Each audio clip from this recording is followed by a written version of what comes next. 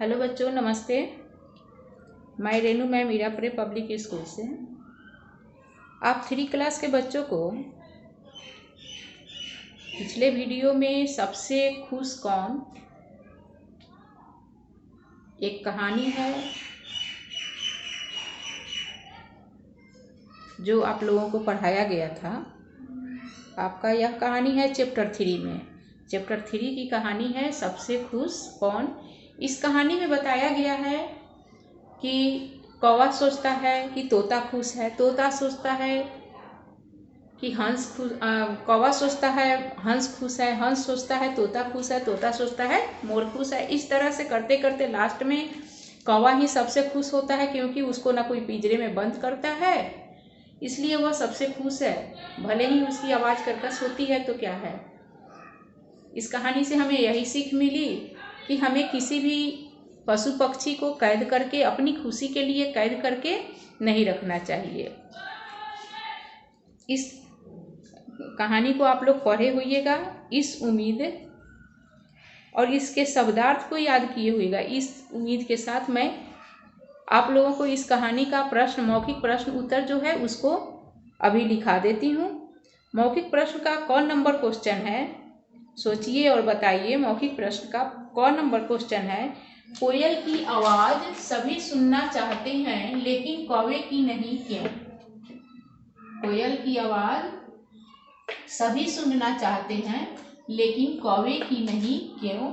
यह बहुत ही अच्छी बात है और बढ़िया सीख है, बढ़िया क्वेश्चन है कि कोयल की आवाज़ को सभी सुनना चाहते हैं। यहाँ तक कि आप बच्चे भी जहाँ कुहू कुहू की आवाज़ सुनते हैं वहाँ आप भी उसके साथ कुहू कुहू की उसके साथ बोलने लगते हैं, लेकिन कौवे की आवाज़ किसी को पसंद नहीं आती है।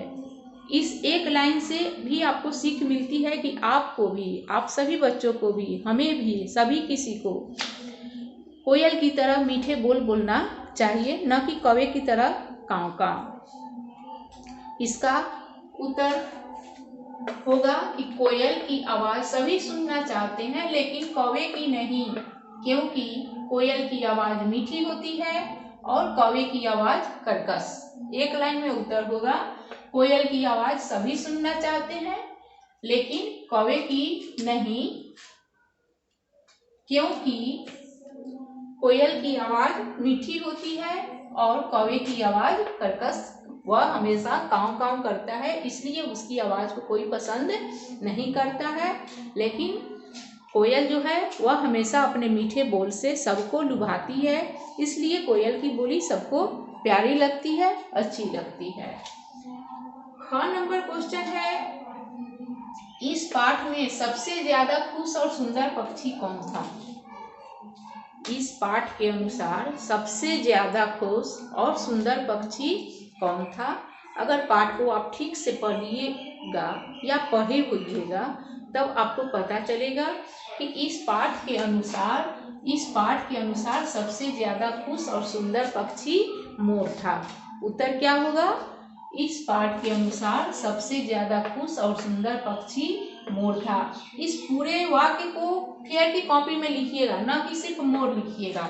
अगर एक शब्द में उत्तर लिखने के लिए दिया जाएगा तब इसका उत्तर होगा। क्वेश्चन में आप लोगों को एग्जाम में, टेस्ट एग्जाम में या किसी भी तरह का जो एग्जाम होता है उसमें लिखा होता है एक शब्द में उत्तर दें। एक शब्द में उत्तर दें लिखा हुआ है तब क्या होगा?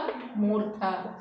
लेकिन अगर क्वेश्चन में ऊपर इंडिकेट किया गया है कि एक वाक्य में लिखना है उत्तर को, तो एक वाक्य के लिए आपको पूरा लिखना पड़ेगा कि इस पाठ के अनुसार सबसे ज्यादा खुश और सुंदर पक्षी मोर था। ठीक है।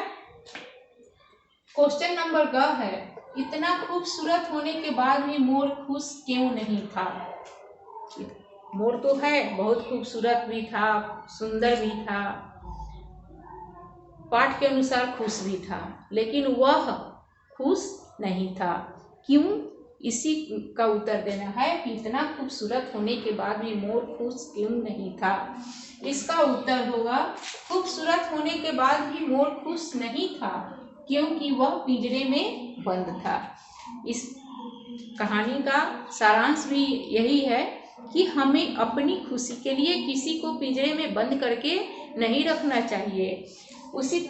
इसी के आधार पर है कि खूबसूरत होने के बाद भी मोर हमारा राष्ट्रीय पक्षी है, सब मान सम्मान भी उसको दिया गया, लेकिन तब भी वह खुश नहीं था, क्योंकि वह पिंजरे में बंद था। पिंजरे में बंद होने के कारण उसको मन हमेशा उदास रहता था, दुखी रहता था। वह दूसरे पक्षियों को देख करके आकाश में दूसरे पक्षी उड़ रहे हैं, इससे उसका मन हमेशा दुखी रहता था। और किसी को भी बंधन में रहना अच्छा नहीं लगता है।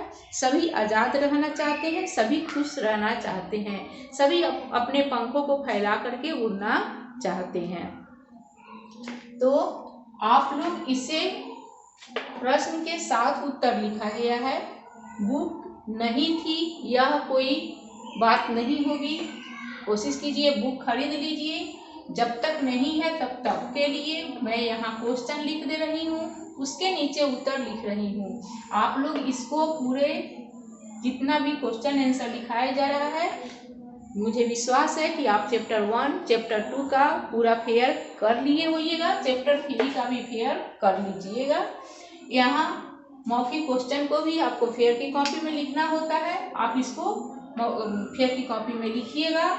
आपका आज का काम भी यही है।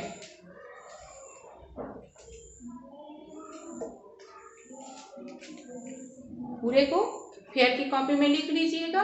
फिर मिलते हैं अगले दूसरे ऑप्शनल और भरने वाले क्वेश्चन के साथ। धन्यवाद।